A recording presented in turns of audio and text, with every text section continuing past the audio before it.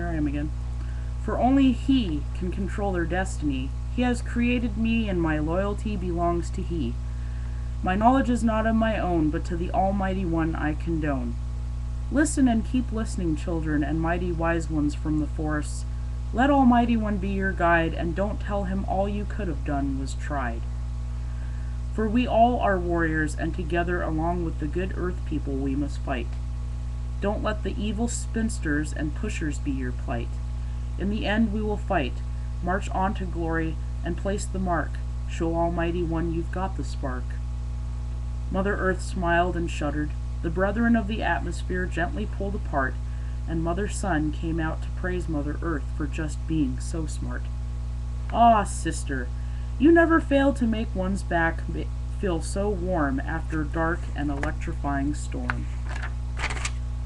All the animals of the forest had not seen Mother Sun, for her rays had not begun. But Mother Earth felt the touch of Mother Sun first, and spoke with such luscious burst. Mother Earth, you are so wise. It is the gift of the Almighty One that gives you such precise demise.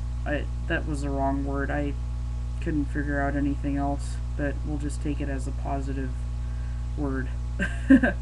I'll fix it. Mother Sun soon left. The cleft in the atmosphere told her warmth to adhere. And so in conclusion the birds stopped their confusion. The crow would soon bestow his happy ways onto some doting female, and the spiders, ticks, and fleas continued to go about hugging Mother Earth and dropping to their knees to give thanks for reassurance and hoping for no further reoccurrence. And this is talking about the further destruction of the earth. Let this be a lesson to you, all that care to listen. Don't spoil the earth, make it a mission. Walk up to the challenge and kill your fear.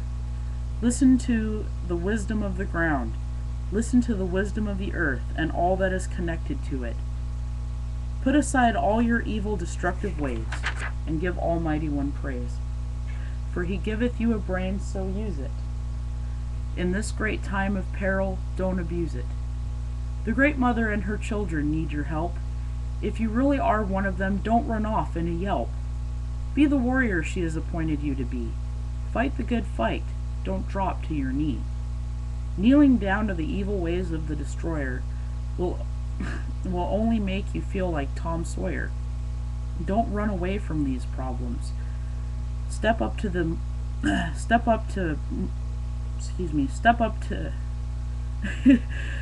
up to mark the challenge and grasp those rats with your talons. It's really up to us to make the wounds and bandages on Mother to go away. Until then, it's in our hands to stop the end of days. So, I wrote this on the 17th of June 2010 in Jackson Park. So that's my story about basic, just the understanding that we as humans need to do what we can to really save this earth from going further downhill. And it's like, I feel bad saying that because, it's like I don't have millions of dollars out there to help with conservationism and helping this earth go round. But it helps to write stories and it helps to make movies for this because it really gives you kind of a motivation to do what you can to help this earth flourish. Because if we keep abusing it, it's like we're not going to have it much longer. And same goes with every circumstance, not only respecting the earth and, it's like with your friends, it's with your family, it's connected to your work, it's connected to how you use your how do you deal with finances. It's just everything, in my general opinion, it's all connected. And I thought it was, I don't mean to sound biased or conceited, but I thought it was a good story, and that came from the bottom of my heart.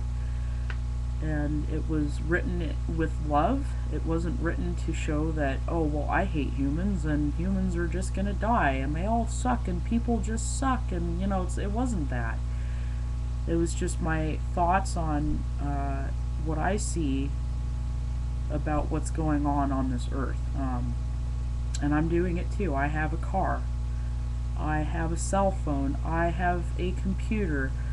I have this, I have that, and that's not helping the earth, you know? So it's like, it seems like a contradiction, but really, I think about it, and we're human, and, you know, things happen, blah, blah, blah, but what are we going to do to try to better ourselves? What are we going to do to really get down and think about what we're doing here? And my boyfriend brought up a really good point. He was saying how, you know, people, what did he say? He was like 98.2% or something like that of people that when something bad is going to happen, like say an asteroid or a comet or something, those people aren't going to survive. And really, like the last 3%, 3.5% that are left might survive. You know, because you have your Amish people, you have your indigenous tribes still that exist that don't have any kind of electricity or nothing. They're the ones that are going to be the ones to survive because they don't have all the necessities that we have.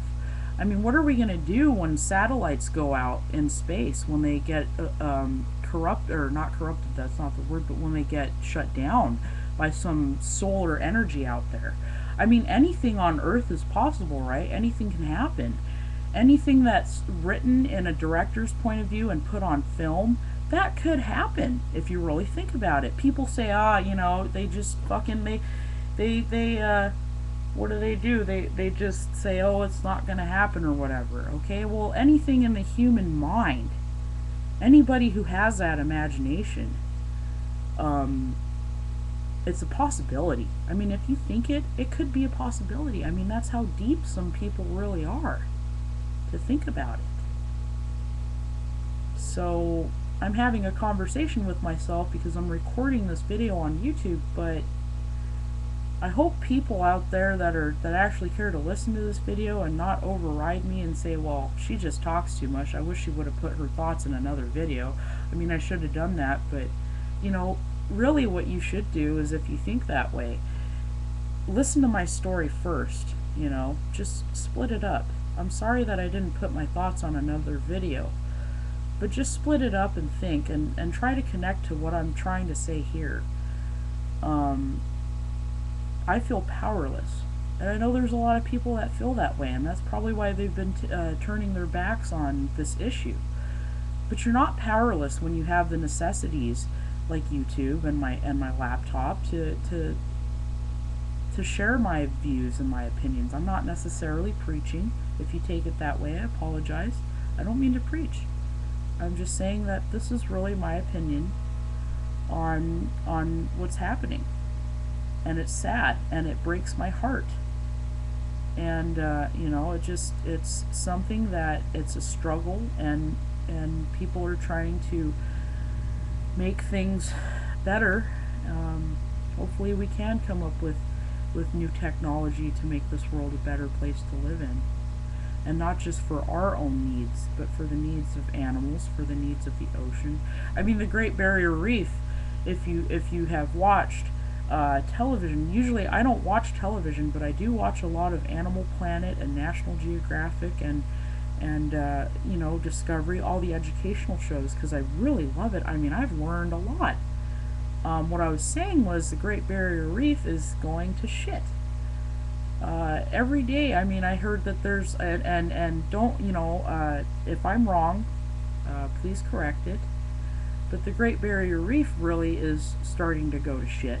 And I don't have a lot of time here, and also Antarctica's melting, and, you know, maybe the global warming thing is actually coming to pass here. And to deny it is to have a narrow mind. I haven't I haven't read Al Gore's book yet, but I would like to, even though I don't really care for the guy, but what I respect for what he has to say. But, you know, so anyways, that's just my thoughts on my story, and I have further things to say, but I don't have a lot of time, and I think I'll end it right here. So please take time to listen to what I have, and have a great day. Thanks, guys.